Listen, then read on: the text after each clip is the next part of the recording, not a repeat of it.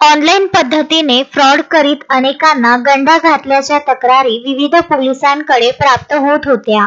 त्यातच मुंबईमधील काही प्रतिष्ठित लोकांनाही ऑनलाईन पद्धतीने गंडा घातल्याच्या तक्रारीनुसार पोलीस या चोरट्यांच्या शोधात ऍक्टिव्ह झाले होते. मुंबईतील काही प्रतिष्ठितांना गंडा घातल्याच्या तक्रारी प्राप्त होताच त्याच्या शोधानंतर मुंबई पोलिसांनी चोरट्याचे लोकेशनच्या सहाय्याने शोध घेतला असता सदर गुन्ह्याचा सुगावा दर्यापुरात असल्याचे लक्षात आल्याने दुपारी मुंबई पोलिसांची टीम अचानक दर्यापुरात दाखल झाली. लोकेशननुसार दर्यापूर शहरातील सदानंद कॉलनी येथील पवार यांच्या घरातून मुंबई पोलिसांनी छापा टाकत अनेक मोबाईल, 10-12 लॅपटॉप व दुचाकी आणि कारसह साहित्य जप्त केले. या ठिकाणी काम करणाऱ्या 12 युवकांना ताब्यात घेतले. सदर कारवाई मुंबई पोलिसांनी केल्याचे लक्षात येताच दर्यापूर पोलीसही सक्रिय झाले होते. सदर युवकांना ताब्यात घेतल्यानंतर विचारपूस करताच आणखी एका आरोपीचा शोध मुंबई पोलिसांना लागला असून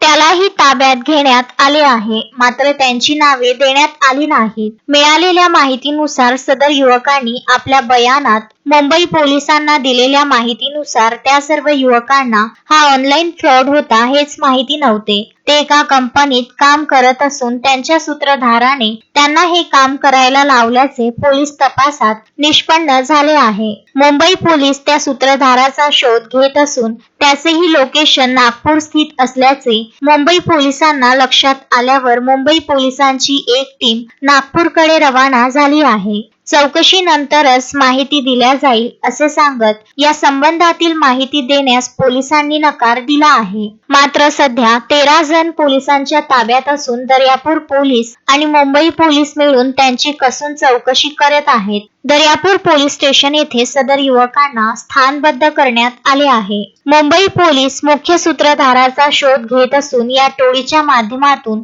मुख्य सूत्रधारापर्यंत पोहोचता येणार आहे असे पोलिसांनी प्राथमिक दृष्ट्या सांगितले आहे.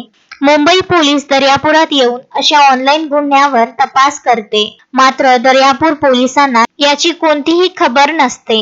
यामुळे विविध चर्चांना ऊत आलेला आहे. गजानन देशमुख, विदर्भ न्यूज, दर्यापूर.